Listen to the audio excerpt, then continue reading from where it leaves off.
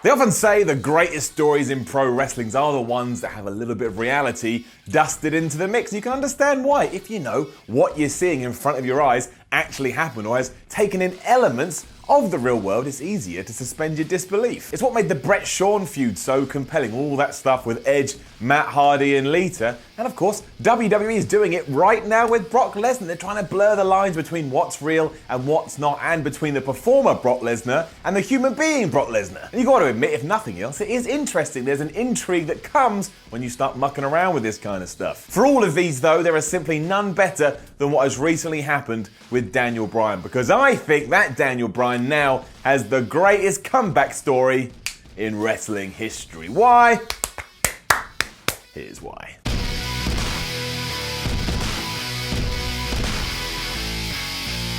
While obviously the real peak of this is him actually being allowed to wrestle in a WWE ring again, all of this actually started years ago. It's been an incredible story for the man once known as the American Dragon. Way back when he was tearing up the indie scene, he was the guy that everybody would talk about and then put "wouldn't it be wonderful if" on the end of most sentences. And what they meant by that was they'd love to see him get to the WWE, but the WWE was a different place back then. It was the land of the giants. And while Daniel Bryan could make it there, actually getting a big push or making it to the top of the top seemed unrealistic. And while that was changing to some regard when Daniel Bryan first went in there, you were still looking at dudes like John Cena and Batista. And no offense to Daniel Bryan, but he doesn't really fit that mold. Which means, yeah, when he did get signed, it was kind of like a stroking chin occasion. It was like, well, what are they going to do with him? Where's he going to go? What's he going to do? What buttons is he going to push? And as we know, it was NXT and partnering up with The Miz. And actually, in hindsight, that wasn't the worst thing in the world. Him and The Miz had very good chemistry, and look how long that has served them. They were doing all that stuff on Talking Smack, and maybe now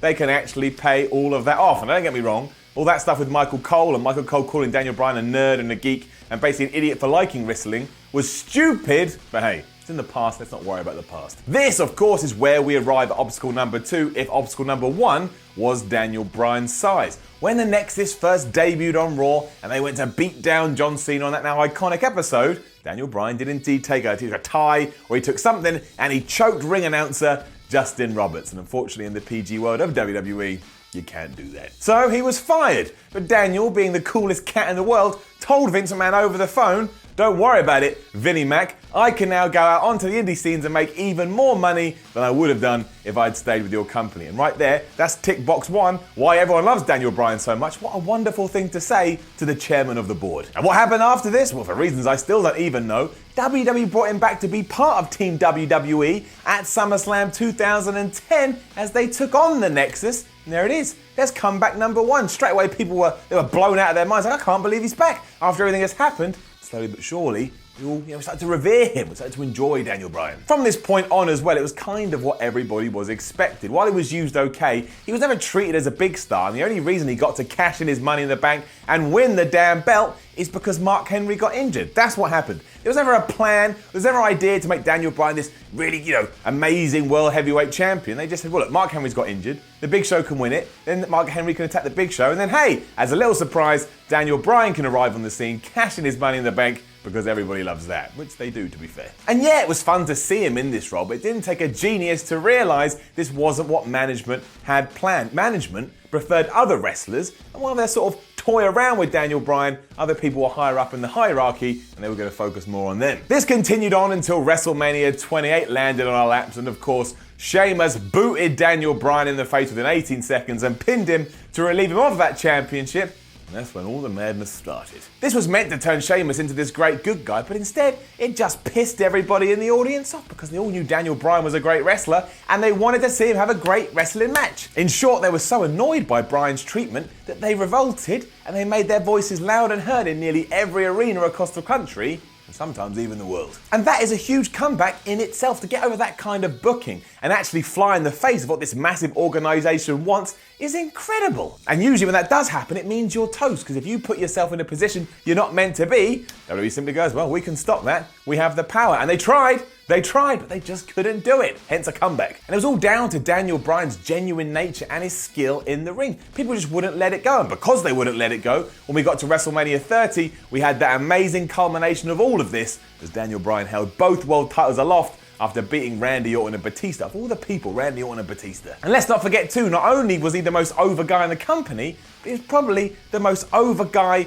in all of wrestling. I couldn't find anybody that didn't like Daniel Bryan during that period, and if they did, they're one of those internet nerds just saying it because they thought it was contrary. Nobody likes the contrary opinion. And then what happened? He got injured and had to drop the championship. It was genuinely heartbreaking because we wanted to see where this was going to go. Even though if you actually look now from a 2018 perspective, it does seem as if WWE was just going to job him into the ground. Remember that SummerSlam match between Brock Lesnar and John Cena when Brock Lesnar killed John Cena? Let me tell you this, that was meant to be Daniel Bryan. But hey, who cared? It sucked for Daniel, but in terms of the wrestling product, at least we got on to the promised land, and we were never meant to get to the promised land to begin with. But then Daniel Bryan came back again throughout all of this, and he won the IC title at WrestleMania 31, and it was like, yes, those good feel moments are back, because that's just what he brings. And then boom, February 2016 rolled around, and the man had to retire, apparently, forever. All down to the concussions he'd suffered throughout his career. That speech he cut on that episode of Raw is not only one of the most emotional I've ever heard, but I think it touched everybody. How could you not understand where he was coming from? A man that just wanted to live his dream, he just wanted to wrestle. He didn't want to be rich, he didn't want to be famous, he just wanted to be wrestling on the biggest stage, and now he couldn't, and he's only 34 years old. Gets you in the soul, in the stomach. We should have known better, however. Much like his own trainer, Shawn Michaels, that managed to have two very distinct pro wrestling careers, Daniel Bryan refused to let it lie, and look what happened. Basically refusing to take WWE's diagnosis as read, he tried for 2 years, and by the way, 2 years is a really long time, to rectify this by going to see specialist after specialist after specialist. I bet most of his free time was going around having tests done on his brain. That's some pretty damn good work ethic. And then he got the green light, and do you know how ridiculous that is, or how much it sums up Daniel Bryan as an actual person? Aside from just being so easily to relate to, it goes to show that he's a fighter, and as he said, he wasn't willing to give up on his dreams. No wonder the man is so damn popular. Look at the vibes he puts out. There's positivity and believe in yourself, and even when you're down, you can climb your way back up if you've got good friends and good family and a good support network, and you believe in yourself. And that's why we all want good things to happen to him, because we believe he deserves to have good things happen to him. That's what a babyface is all about. Sympathy and hopes and wants and feels and all of that. And that's why he is wrestling's greatest comeback story. A man that keeps defying the odds over and over again, while at the same time tries to instill positivity within your guts. The fact it couldn't have happened to a nicer dude is just the icing on the cake. It's like, I don't know, Bugs Bunny becoming king of the world. I don't know, do you like Bugs Bunny? You probably don't. Is Bugs Bunny even relevant anymore? The point being, he seemed like a good guy. So he did kind of wind up Elmer Fudd a bit. The point being, Daniel Bryan is awesome. And it's also why Daniel Bryan will be popular forever. We don't forget this. Fans don't forget this stuff. And all it's going to do is ignite our fires to cheer him and do yes every time we see him in every damn arena. But seriously, what an incredible tale. Take a moment to think about it. Go all the way back 15 years, or whenever it was Daniel Bryan debuted, and look at his career trajectory and how he always said, you know what, I'm going to do this regardless what anybody else says. What a comeback. Now don't forget to let us know what you think about Daniel Bryan in the comments below. Like, share and subscribe. Head over to whatculture.com. Boom. Read yourself some articles and follow What Culture on Twitter. Boom. At What Culture WWE. My name is Simon from What Culture. See you soon.